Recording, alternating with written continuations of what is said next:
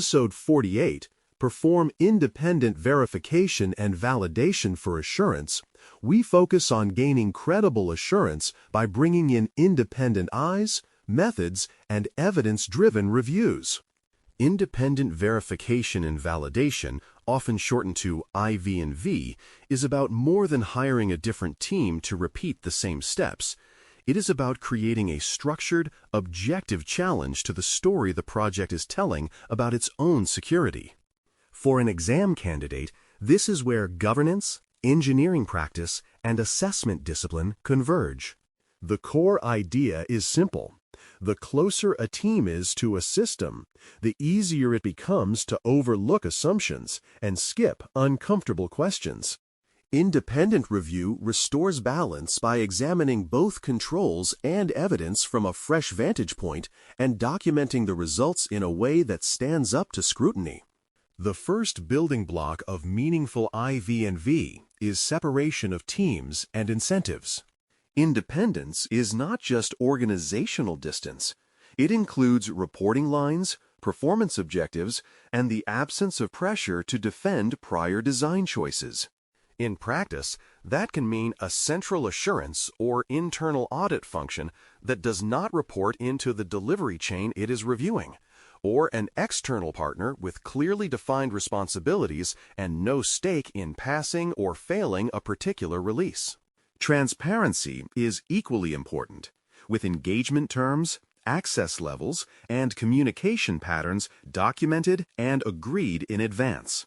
When participants understand that reports will be read by management, auditors, and sometimes customers, accountability becomes explicit rather than assumed.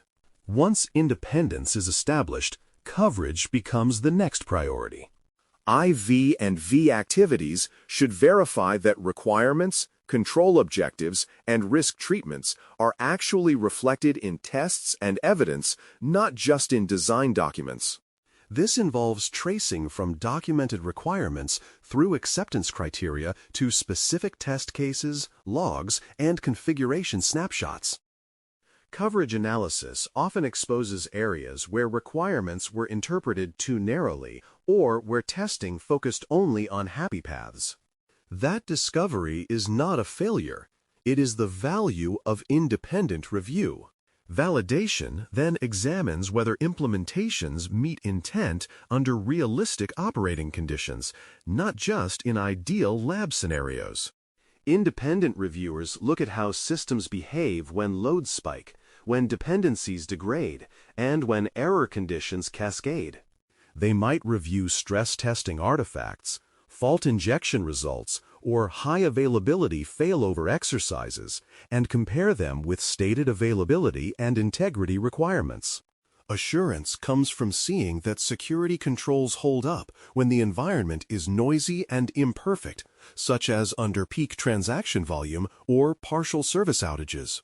When IV&V uncovers controls that work only in quiet conditions, it highlights gaps that matter most in real incidents.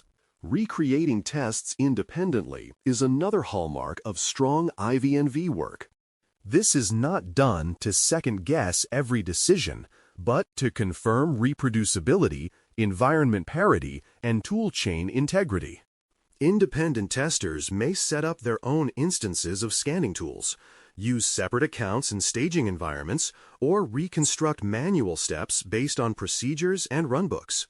If results diverge significantly, the team investigates whether configuration differences, data variations, or undocumented workarounds are responsible. The goal is to ensure that reported results are not fragile artifacts of one particular tester's environment, but outcomes that can be reproduced and relied on by others. Documentation is treated as an object of evaluation rather than a mere accessory. Independent reviewers assess whether documents are complete enough to support ongoing operation, incident response, and future change, and whether they trace cleanly from requirements to implementation and evidence. They compare what is written with observed system behavior, including interface responses, log content, and configuration states. Inconsistencies, such as procedures that reference obsolete components or data flows that no longer match diagrams, are recorded as findings in their own right. This focus recognizes that documentation is part of the control environment, not just an administrative artifact. Challenging assumptions is a critical and sometimes uncomfortable part of independent work. IV&V engagements often revisit threat models, risk registers, and compensating control arguments to see whether they still hold up under a more adversarial lens. Red team perspectives play a role here, not necessarily through full-scale adversary simulations, but by asking how a determined attacker or insider would view the architecture and controls. Assumptions about trust zones, privileged roles, or unlikely attack paths are surfaced and examined against current technology and threat intelligence. The intent is not to undermine teams, but to make risk reasoning more explicit and robust. Suppliers and inherited controls also fall under IV&V scrutiny. Many modern architectures rely on cloud platforms, managed services, and third-party software components whose security posture is described through attestations, certifications, and contractual commitments. An independent review evaluates whether those artifacts are sufficient for the risks involved and where they leave gaps that must be addressed by local controls. That can include examining system and organization controls, SOC reports, cloud shared responsibility matrices, and vendor hardening guides against actual deployment patterns. When reliance on inherited controls exceeds what the evidence justifies, IV&V calls that out so that risk acceptance is conscious rather than accidental. Configuration, deployment, and secrets management practices provide another concrete focus for independent sampling. Reviewers may select representative systems, environments, or services and test them against documented baselines, security standards, and hardening guides. They look at how encryption keys, passwords, tokens, and certificates are stored, rotated, and audited, and whether these practices match both policy and vendor recommendations. Sampling also touches on continuous integration and deployment pipelines, checking how configuration changes are introduced, tested, and rolled out. These spot checks build a picture of whether secure configurations are the norm or the exception. When findings are compiled, they must be presented in a way that balances technical depth with stakeholder usability. Each finding should carry a clear severity rating, backed by rationale that explains impact, likelihood, and relevant regulatory or contractual implications. Recommendations should be framed as actionable steps or strategic options rather than vague calls to improve security. Independent teams often group related findings to highlight systemic issues, such as recurring access control weaknesses or inconsistent logging.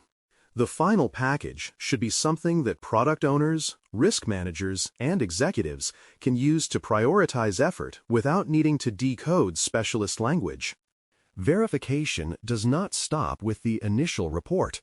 Confirming corrective actions is part of the assurance cycle. IV&V teams review remediation plans, examine evidence of implemented changes, and retest where appropriate to see that fixes behave as intended. They pay particular attention to whether root causes were addressed or only superficial symptoms removed, which often involves looking at patterns across multiple related findings.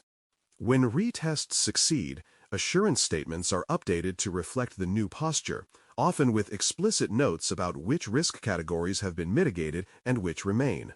This iterative loop turns static reports into evolving narratives of improvement. At the end of an engagement, independent reviewers typically provide an attestation summary tailored to audiences such as customers, auditors, and leadership. This summary does not expose sensitive technical details, but it describes scope, methods, and the overall level of assurance in clear, non-misleading terms. It may highlight strengths as well as significant residual risks, explaining how the organization plans to manage those risks going forward. For practitioners, being able to read and interpret such attestations is as important as helping draft them, because they influence how external parties perceive control effectiveness.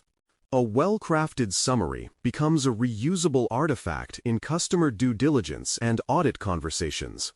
A short mental review of this episode's themes shows how they fit together into a coherent IV&V practice. Independence ensures that reviews are not captive to delivery pressures, while coverage, reproducibility, and documentation checks make sure the story about controls is anchored in evidence. Supplier evaluations and configuration sampling extend the lens beyond custom code to the full ecosystem, and disciplined reporting and remediation tracking turn findings into sustained change. Attestation closes the loop by communicating results externally in language aligned with risk and responsibility.